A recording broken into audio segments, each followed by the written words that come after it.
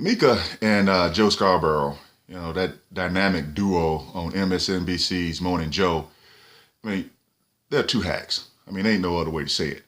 What I'm going to do is I'm going to do something a little different this morning. I'm going to do a little Masterpiece 2000 with Morning Joe from this morning.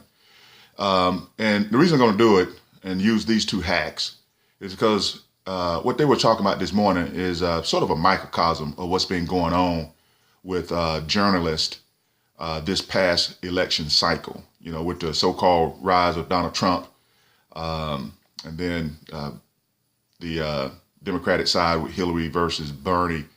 And all the pundits have come out and have stated repeatedly their take on what they saw as the main narrative of this election cycle. And they've kind of pushed something that's been just totally, I mean, it's not even commonsensical, but I understand why they do it. The real reason why Donald Trump rose up and why Hillary won is not sexy.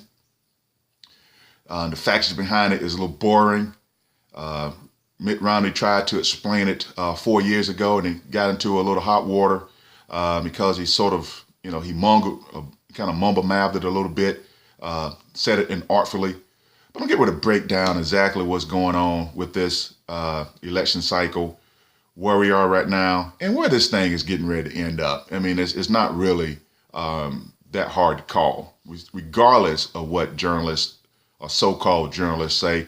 And I'm going to use those two hacks on MSNBC. They were in rare form this morning. Okay, so let's take a look at this.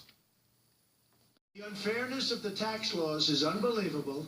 It's something I've been talking about for a long time, despite, frankly, being a big beneficiary of the laws. But I'm working for you now. I'm not working for Trump. Okay, so this is what this is, their talking points today on Morning Joe, or the subject today. Donald Trump, over the weekend, New York Times released his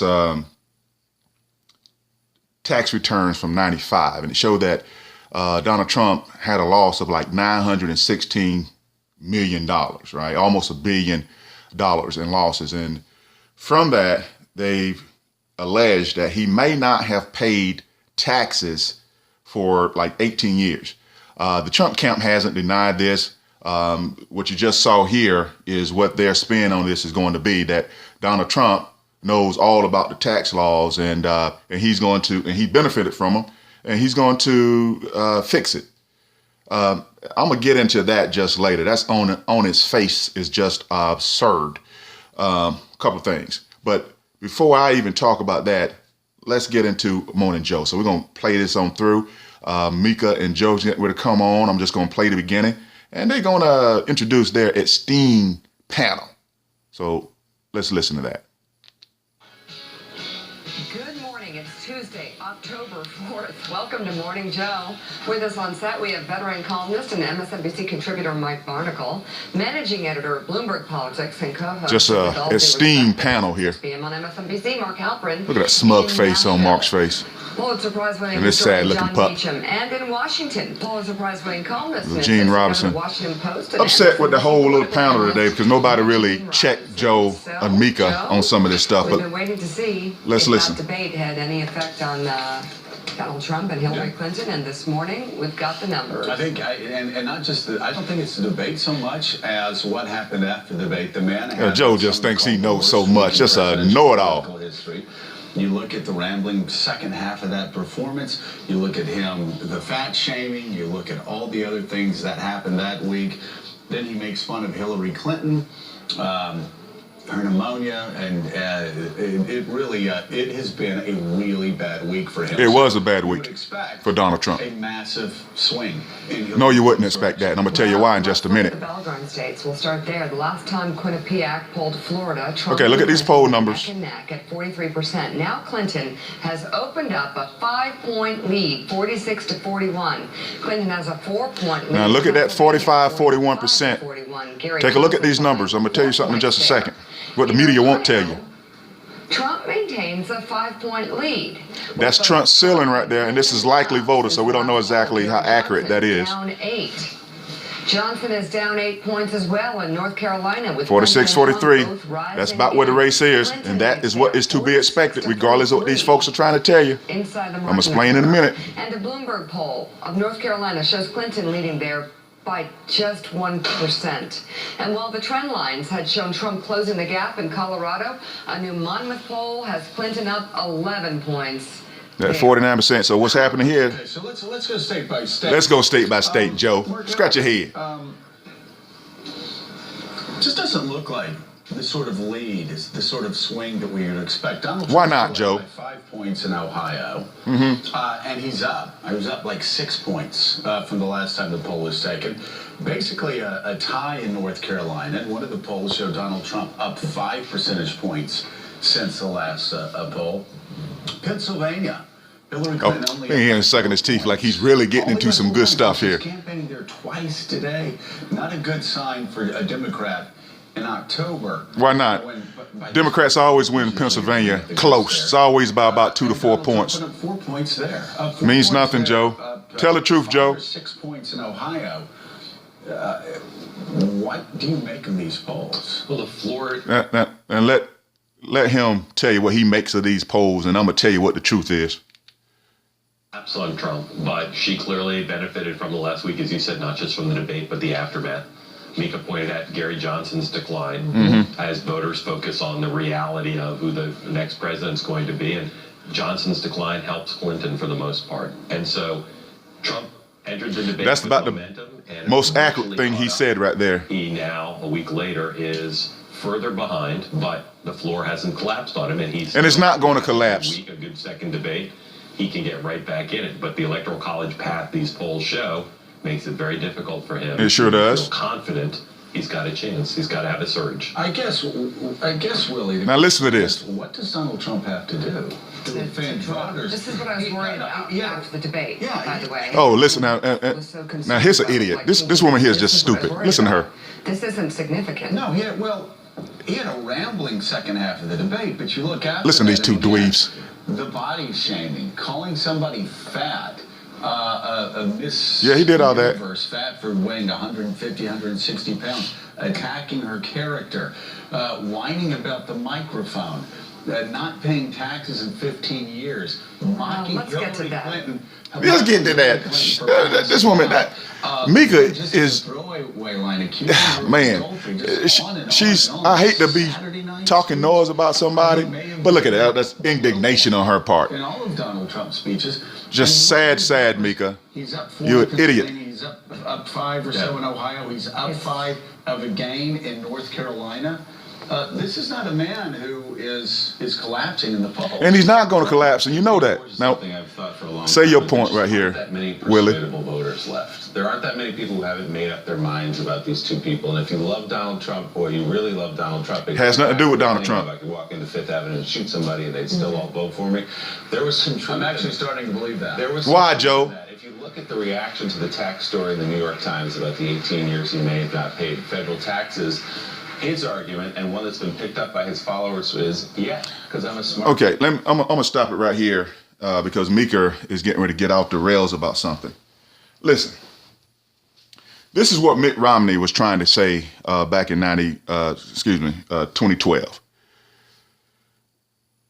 You keep hearing all this talk that Hillary should be up 10, 15 points, which means that Hillary should have 60% or 57% of the electorate polling for her. In what parallel U.S. political universe does that occur? We are in a polarized, partisan period, meaning that there are 47% of the people, roughly, who are Democrat, 47% of the people, roughly, who are Republican, and then there's about 6% of the people who are independents and will vote either way, which means that Hillary's ceiling at this point is going to be around 47, 48, 49%. She might get 50, meaning she's hitting top level. Same thing for Donald Trump. Same thing for Donald Trump. So this nonsense that Hillary should be up 10, 20 points doesn't even make mathematical sense, and they know it. Donald Trump, when you just heard him just a minute ago talking about the bottom hadn't fallen out, it's not going to fall out when your bottom is the Republican base. Again, there's 47% of the people that are Republican. And so Donald Trump has been polling under that. He's been polling at the bottom at that 43%. So there's like 43% of the people who are going to vote for the Republican candidate no matter what, because they believe in the party. And there's about 4% of the people that maybe Hillary can get to vote for her or not vote for Donald, maybe stay home. Same thing on her side. On the Democratic side, when Hillary is hitting that 47, 48%, that means she's pushing some maximum Democratic numbers. Now, maybe there's some that's not voting for her. Some of the millennials hadn't completely come over to her side. And let me address that just right quick, too. They say that Hillary has a problem with millennials, but that's only in relation to what President Obama did in 2008 and 2012. So if you compare her to him, anybody to him, it's going to look like somebody has a problem. Bernie Sanders was able to latch on to some of these millennials because, free college, some of that socialist stuff sounds good to people who are idealistic and young, right? But if Hillary has a problem with millennials, so does Donald Trump, who has an even bigger problem because he's only getting about 23% of that vote, according to the polls, and Hillary's getting like 49%, and then Gary Johnson and Jill Stein are getting the rest. So if Hillary's having a problem with millennials, so is everybody else. But the narrative is focused on her. The other narrative that they're pushing is that Hillary, again, should be up 10, 15 points, which is wrong, right? Why does Donald Trump get credit for winning the Republican nomination, but Hillary doesn't get credit for winning the Democratic nomination, which really, when you compare both of them, her accomplishment was far greater. Because on the Republican side, let me explain Trump, as these idiots don't seem to know how to do that. Trump ran as a Republican. He ran for that nomination. There were about 15, 16 cats running. Luckily for Donald, about 11 or 12 of those cats were really a different version of the same thing.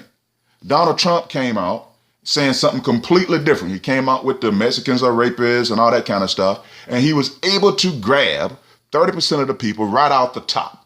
While Jeb Bush, Marco Rubio, Ted Cruz, John Kasich, Rick Perry, well, I don't know if Rick was on this time around. He might have, I don't remember. But Mike Huckabee, all those cats, different versions of the same cloth, split that side up and down. So they kind of spread out the vote over there, and Donald Trump was able to continue going. And then when folks started dropping off, people did what they normally do. Sometimes a lot of people wanted to go with the winner who was leading at the time, who was comical. And then some went to some of the others. But it was still kind of polarized. And Donald kept trucking on because his 30% kept holding tight and nobody else could get it. If you remember, they were saying, can he crack the 35% ceiling, But he didn't need to do that, right? He didn't need to do that. So anyway, Donald Trump was able to win simply by being the polar opposite of everybody that was running against him, right? And so now all of a sudden, we're supposed to be in this so-called change election. That's the new phrase from the journalists. We're in a change election. How in the hell are we in a change election when a good 70% of the people on the Republican side went for somebody who was a little more established, just their candidate, right? And 30% of the people over there, 30% of this whole great nation, loud and clamoring and liking some of that talk that Donald said, all of a sudden we're in a change election. Yeah, they want to change. They don't want a Democrat in office, and they sure as hell didn't want Barack Obama. Yeah, they want to change. But to fundamentally change the country, nobody don't really want that crap. So anyway, let's listen to some more of this. Advantage legally of all the tax advantages I could get on behalf of myself and my business, and his followers are echoing that. I just don't think there's that much wiggle room in the middle anymore. Really quickly, I just want to clarify. In the Ohio poll, can you guys put the Ohio poll up and then the Pennsylvania poll right after that? Because I said he was up 5. What I meant was he's gained 4 or 5 points in these polls. He's ahead in Ohio. He's behind in Pennsylvania. And we're going to show you right now exactly what I mean. So he gained 6, Hillary gained 5. So right here, Donald Trump in Ohio is pushing at the Republican level. That means that 47% of the people, he's maxing out at the Republican level. So that means about every Republican is voting for Donald over there. Hillary has some work to do in Ohio at that 42%. That means she is pushing under the Democratic level, right? So Ohio is really a little closer because some of these Gary Johnson, Jill Stein people, maybe, you see Gary Johnson's support is already dropping. And in this particular state, that 6% and 1% are Democratic voters. That's the 7%. Now, will Donald Trump grab these Democratic voters in Ohio, right? Or will they do protest votes and stay with Gary Johnson? Because really what's going on in Ohio is not that Hillary has the problem so much that Ohio has bought into the narrative that NAFTA is the reason why Ohio is in the shape that it's in, and Ohio is blaming the Democratic candidate because some of them are still hurting. So this 7% here are Democrats. There's a little splash of independents, but that's where the problem is. Donald's maxing out at his 47% on the Republican side, and they're just going to go with their candidate, right? So there's nothing he can say about that. And Hillary has to make the case that it's not the Democrats' fault, it wasn't NAFTA's fault, and she has the ability to move forward. But that's what's going on right here. But let's listen to this wise old ass, Joe Scarborough. 5 points, but he has gained 6 points just over the past couple of weeks. You go over to Pennsylvania, man who is paying any price for what has just been an abysmal week in American politics, which suggests what I was saying yesterday. Donald Trump just may be voters' default position. No! Jackass, he's not anybody's default position, but Republicans. He is the Republican candidate for president. Okay? So he has a built-in base. Evangelicals right now are Republicans. That's their party. Evangelicals, when they're saying they won't vote for Hillary, it's because of this. Evangelicals cannot get behind, in their mind, a person that's from the party that represents same-sex marriage and pro-choice because they are against abortions. So Donald knows, even though he was for Planned Parenthood at one point, even though abortions are a very small percentage of what Planned Parenthood does, there's a whole lot more things. But he is the Republican nominee. And so evangelicals right now consider it a non-starter to vote for the Democrat no matter who is running. So he's going to have that. So he's not going to go below that. These jackasses, they got to know it because it's common sense. But that, again, that's not sexy. But look at Mika here. She's got a mouth all poised to say something intelligent. Let's see if she's going to.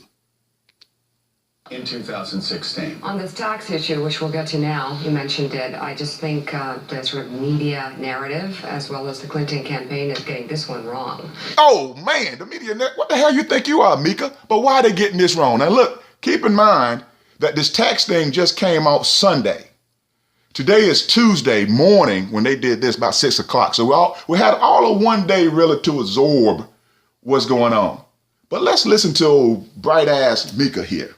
Why she thinks everybody else got it wrong, but her most intelligent self. Talk to us, Mika. Quarters of Americans want to see Donald Trump's tax returns. This according to the CNN ORC poll.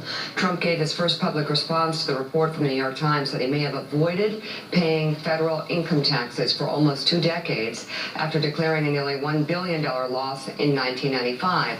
While he still hasn't confirmed nor denied the claim, Trump did defend using what he calls a, quote, unfair tax system.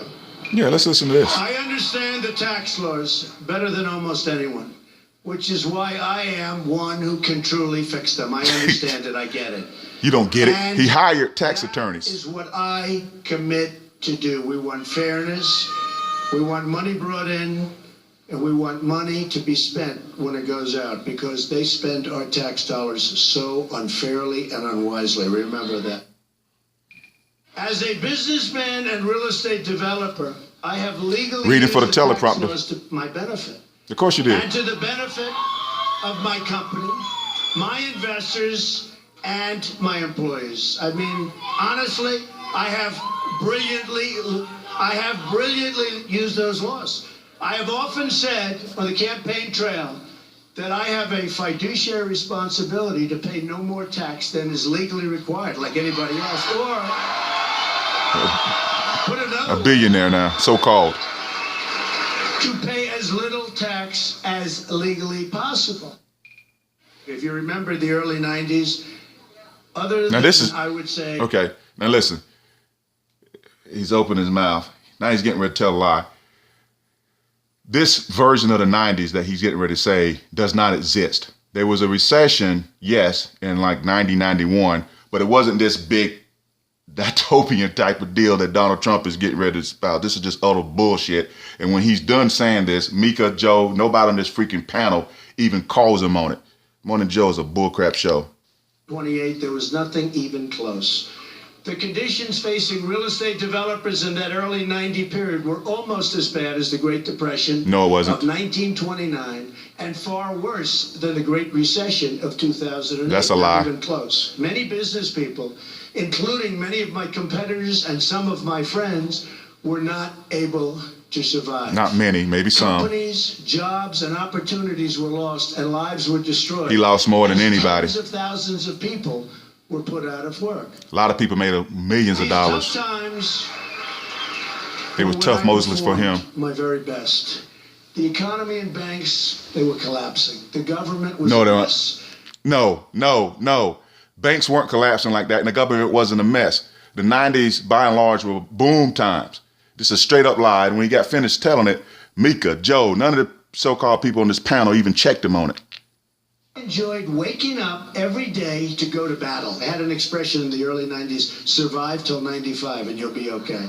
That wasn't And your then expression. People copied it. Survive No, till they didn't. 95. And that's what we did. I won, and I kept on winning. Till this day, I kept on winning.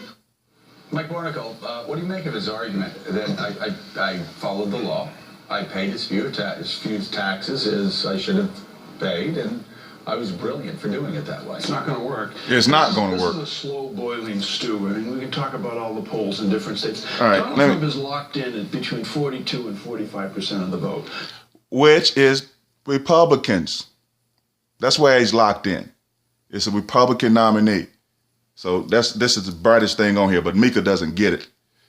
Where change is the biggest winner this year. So it's people. Well, that's a lie. Change is not the biggest winner this year. That's a narrative pushed by the media. Change, if you're a Republican, yes, you want change. You want to change the Democrat out of the White House and put in a Republican. That's the change that you want. That's no more change than you ever want, right? So this big, you want to change, fundamentally change the country. No, you want to fundamentally change the Democrats from power. Out, what am I going to do here? I want change, but I'm looking at Donald Trump, who is, over the past 3 or 4 days, as you pointed out, having a slow motion, nervous. But he's still the Republican, people. Well, he's ahead in Ohio by 5 points. He's at his Republican. Lost, He's at the Republican height in Ohio, Joe. He's ahead in Iowa. He's competitive in Pennsylvania. And again, this is a Republicans are always competitive in Pennsylvania, Joe, but the sheer numbers in Philadelphia coming out of that, which makes it impossible. It's still that freaking carrot in front of the jackass that they're just not going to get. You know it. Mika, well, look at it. Does Mika know like she does she look like she know anything? No. But come on, Mika. Talk, Mika. Talk, Mika. Look at her. She's wanting to say it. Come on, Mika. Oh, she's getting ready to say it. Shut up, Barnacle. He's rarely in Shut an up. important state above 45%. Because that's the Republican ceiling. That's the Republican top. 50 anyway. No, but we see her at some places at 47. You ain't getting that 50. And 47's at the top. Oh, come on, Mika. He's going to have to hope that the electorate, that what polls are showing is 45, turns out to be on election day, or as people who vote, 47. So what he's saying there, people, is that he's hoping that the Republican base comes out and he wants to see if some of Hillary people don't come out, and maybe I can get 1 or 2% of the independents. That's what he's hoping. That's what he's hoping. Ain't gonna happen. But come on, Mika.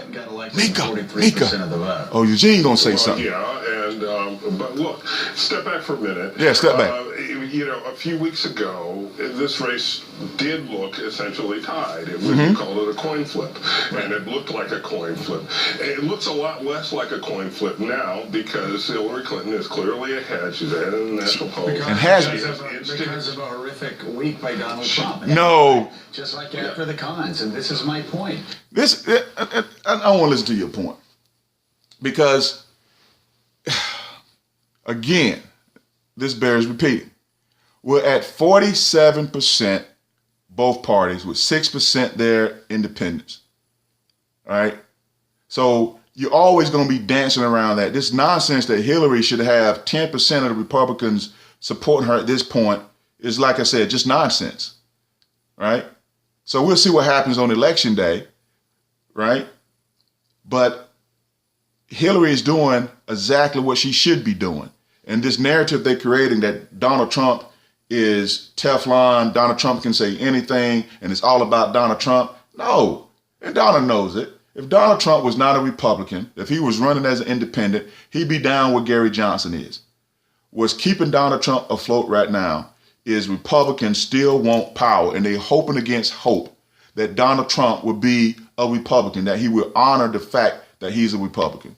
But I want to look, Mika, please, Mika. I'm running out of tape. Mika, I need you, Mika. Way back to Trump.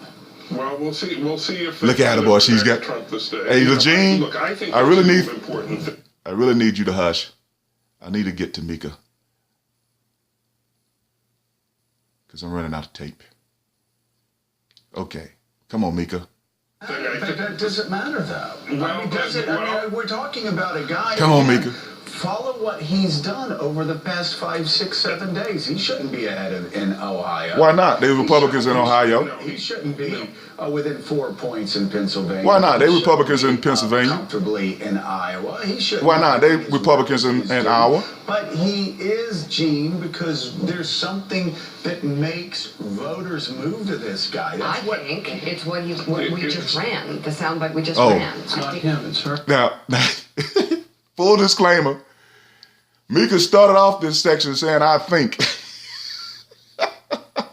What do you think, sweetheart? What do you think? Look, he has not collapsed. His support has not collapsed. Because they're Republicans. It's not growing in the way or to the point that it needs to grow for him to win the election. But as Mark said, he has to hope, he probably will go into election day having to hope that, that 45 is really 47. Right. And when it's not going to happen. There's Trump voters out there that's for some reason, cloaked with invisibility or something.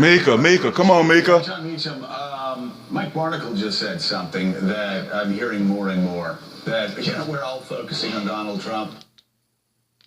Wait a minute. Out there that's for some reason, cloaked with invisibility or something, or not registering. Yeah, John Meacham, Mike Barnacle just said something that Okay, I'm this hearing is more and more. That, we're all focusing on Donald Trump.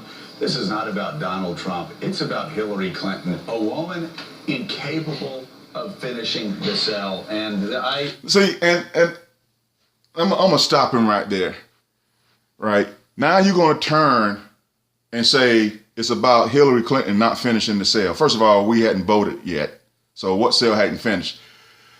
Second of all, again, Hillary, there's 47% Democrats, 47% Republicans, then people in the middle. Hillary is right where she's supposed to be.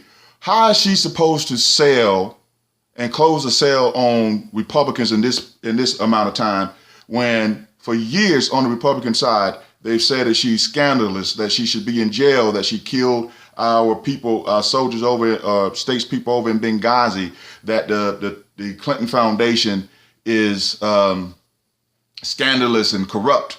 So she's supposed to close her cell and grab 10% of those people right now, even though their candidate is, Donald Trump, who has said and done some outlandish things. So why all of a sudden is this a referendum on Hillary Clinton? It's not. And I'm sorry, Mika, I'm not going to have time for her bullshit, but I'm going to tell you, it's a little more like what Joe was talking about. They're trying to make this about Hillary. They're trying to create a narrative that Hillary is somehow losing or flirting or doing something wrong when she has done just like Donald. She won the Democratic nomination. He won the Republican nomination. And right now she's pushing at the top in most of the states of the where the Democrats are. And all she needs to do is grab a couple independents, which she most likely will.